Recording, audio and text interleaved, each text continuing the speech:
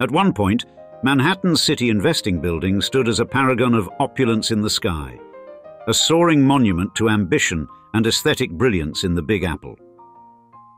Completed in 1908, this Beaux-Arts colossus indeed dominated the skyline with its imposing 33 stories, stretching toward the heavens like a symbol of the city's relentless ascent.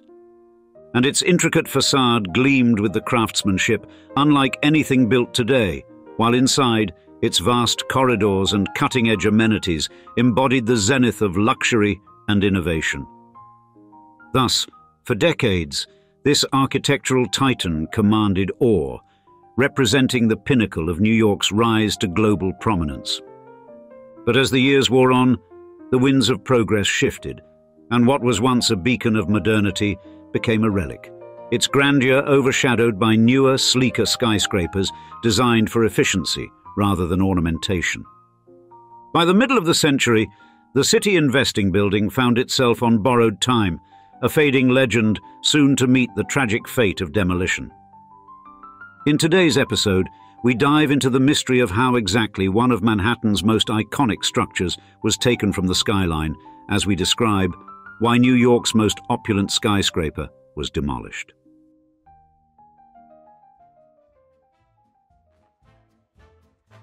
Now, to begin, let us first give you a lay of the land and the sky with regard to the development of architecture that would lead to such grandiose buildings. You see, the race to build skyscrapers in early 20th century America was an exhilarating period of innovation, ambition, and fierce rivalry, particularly between New York City and Chicago. And this skyscraper race wasn't just about constructing tall buildings, it was about cities flexing their architectural muscles, fueled by economic growth, urbanization, and the desire to claim the sky. But it all began in the late 19th century when Chicago took the lead with the construction of the Home Insurance Building in 1885. Often considered the world's first skyscraper, its steel-frame structure unlocked new possibilities, allowing buildings to soar to previously unimaginable heights. Yet, as the competition heated up, New York City quickly took center stage, driven by its booming financial sector and the limited land available on Manhattan Island. And by the 1890s, New York had embraced skyscrapers as a symbol of its modern, unstoppable progress. The skyline began to evolve rapidly with the rise of towering structures like the World Building and the Park Row Building, the latter holding the title of the world's tallest building from 1899 until 1908. These early skyscrapers were made possible by groundbreaking innovations like steel construction, elevators, and electric lighting, forever changing the city's horizon. Then, at the turn of the 20th century, New York City experienced a surge in skyscraper construction, and its population had exploded, growing from 1.2 million in 1880 to over 3.4 million by 1900. And this skyrocketing demand for space gave rise to buildings that not only solved practical problems, but also embodied the city's relentless ambition. Thus, iconic structures like the Flatiron Building, the Singer Tower, and the Metropolitan Life Insurance Company Tower sprang up during this time, each pushing the limits of engineering while showcasing a range of architectural styles. Indeed, these skyscrapers weren't just buildings.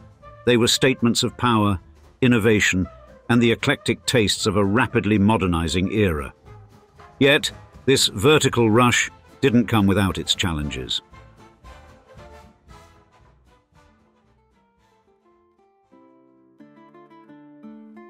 It was within this broader context, a true race to the sky, that, in 1908, a colossal addition to the New York skyline came to life with the completion of the City Investing Building, a towering marvel designed by the architectural duo Francis H. Kimball and G. Kramer Thompson. Commissioned by the City Investing Company under the leadership of Robert E. Dowling, this project wasn't just another drop in the bucket.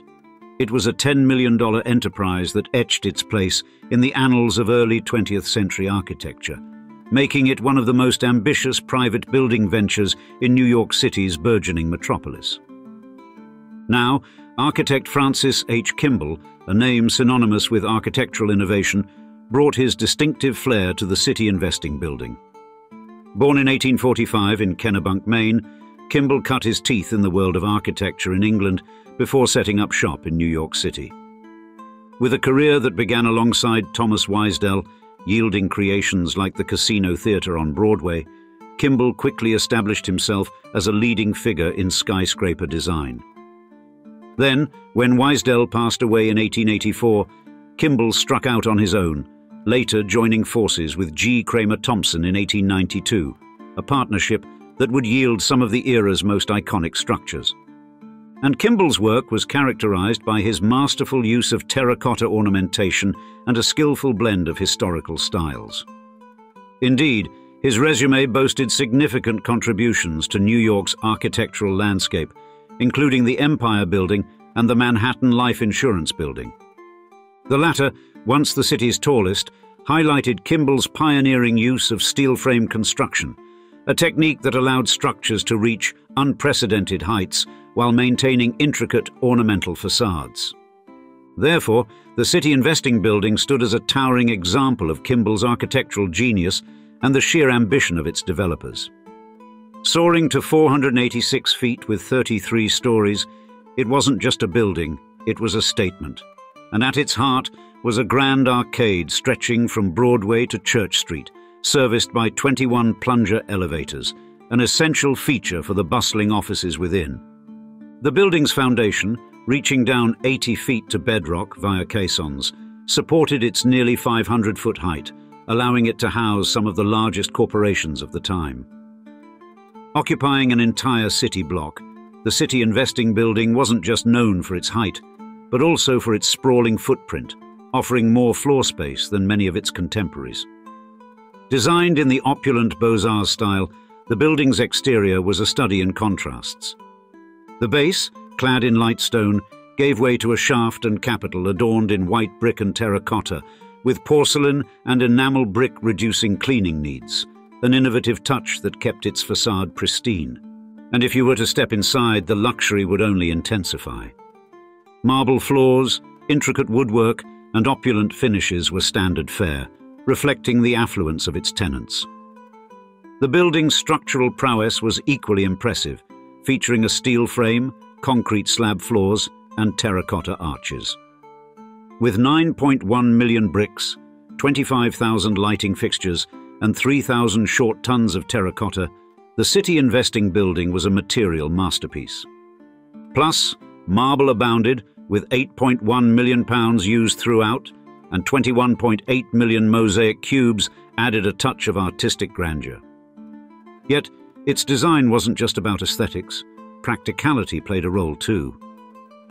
The building's F-shaped configuration, with northward-facing prongs on Cortlandt Street, ensured that natural light flooded the interior, a must-have in an era before ubiquitous electric lighting. And the Broadway entrance, with its semicircular headed opening, set the tone for the building's grandeur, while sculptural groups by Vincenzo Alfano added a final flourish to its ornate facade. Almost instantly, the City Investing Building wasn't just a hub of activity. It was a cornerstone of New York's architectural and commercial history, standing tall as a testament to the possibilities of its time.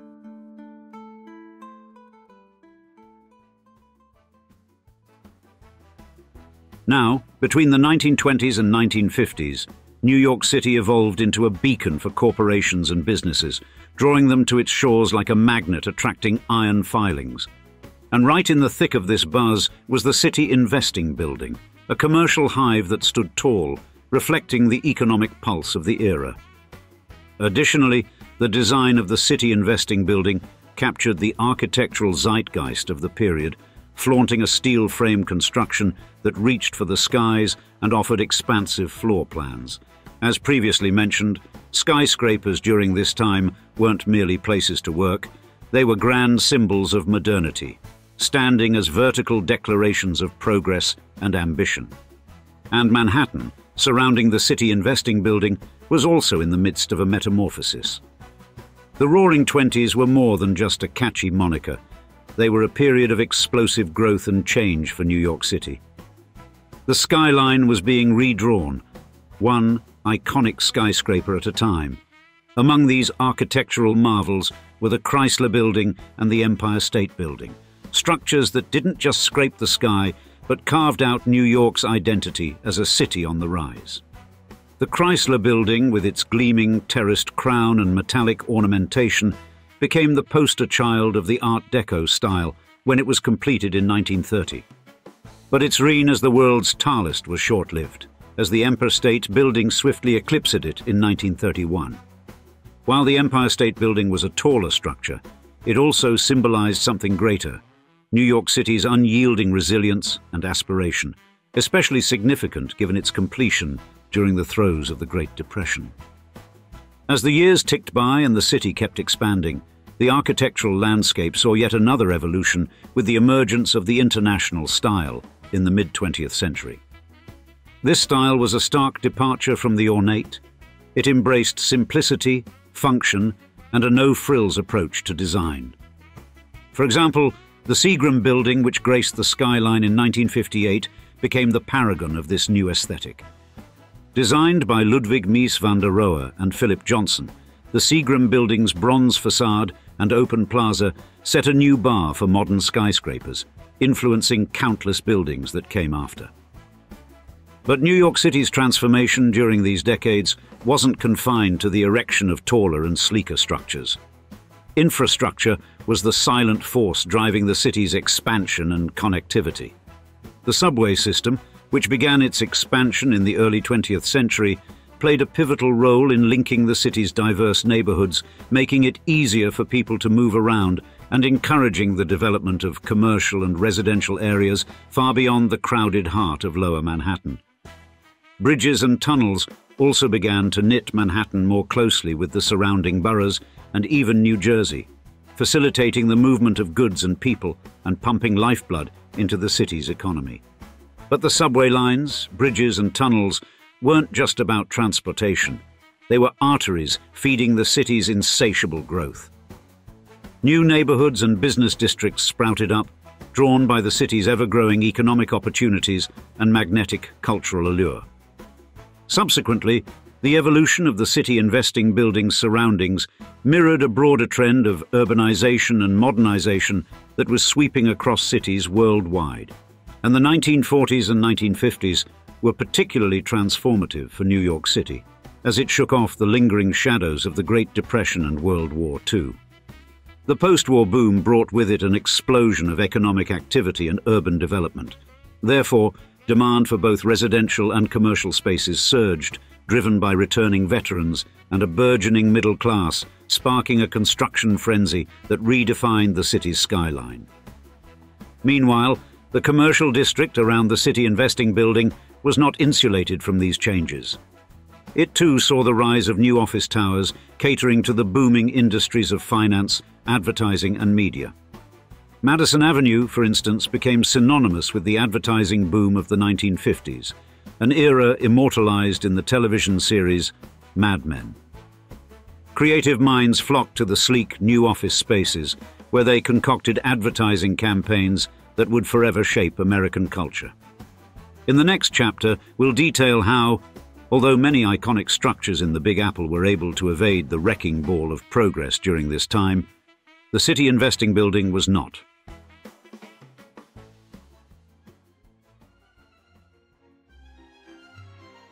By the swinging 60s, the prime piece of Manhattan real estate beneath the city investing building had become a golden goose, while the building itself began showing its age.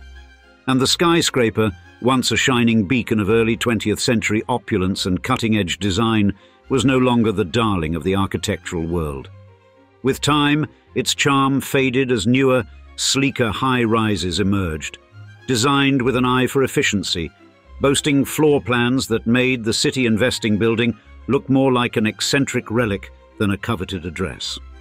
And while the city investing building was an architectural marvel of its time, a structure with a distinctive F-shaped footprint that ensured it stood out in the concrete jungle, this very design, paradoxically once praised for its uniqueness, became its Achilles heel. You see, the quirky layout led to irregular floor spaces, a puzzling labyrinth that modern tenants found less than desirable. Therefore, in an era that increasingly prized open plans and streamlined functionality, the building's eccentric charm was, unfortunately, a deal-breaker. By the mid-20th century, the city investing building's fortunes had decidedly turned. The once iconic landmark was now viewed as an artifact from a bygone era, charming but impractical. New skyscrapers, equipped with the latest amenities and infrastructure, lured tenants away with the promise of more bang for their buck. The city investing building, with its aging bones and quirky interior, couldn't keep up with the Joneses of the skyline. The building's fall from grace was as inevitable as it was disheartening. The inevitable came to pass in 1968, when the decision was made to demolish the city investing building, erasing it from the cityscape less than 60 years after its grand opening. The rationale for this drastic measure was clear-cut, a mix of economic pragmatism and the relentless march of modernity. And the building, despite its grandeur, had become a maintenance nightmare. The elaborate design that had once been its selling point now required constant, costly upkeep, a burden that no longer seemed worth bearing. Moreover, the value of the land had skyrocketed. Manhattan's real estate was hotter than ever, and the economics of the day favored new, cutting-edge developments over the upkeep of historic relics. Consequently, the city investing building, with its outdated design and spiraling maintenance costs, simply couldn't compete with the new breed of skyscrapers springing up in the city. The demolition made way for the United States Steel Building, a modern colossus that better suited the times, with its sleek lines and up-to-date amenities. These days, architectural historians often mourn the loss of the city investing building, viewing it as a casualty of the unyielding drive for modernization and profit. Its demise, alongside other architectural casualties like the original Penn Station, served as a wake-up call. These losses sparked a preservation movement as the city's residents and historians alike began to realize that once a piece of history is gone, it's gone for good. Today, the spot where the city investing building once stood is home to One Liberty Plaza, a modern skyscraper that fits seamlessly into the ever-evolving skyline of New York City, a towering symbol of the city's constant reinvention. And now, we'd like to see you in the comments.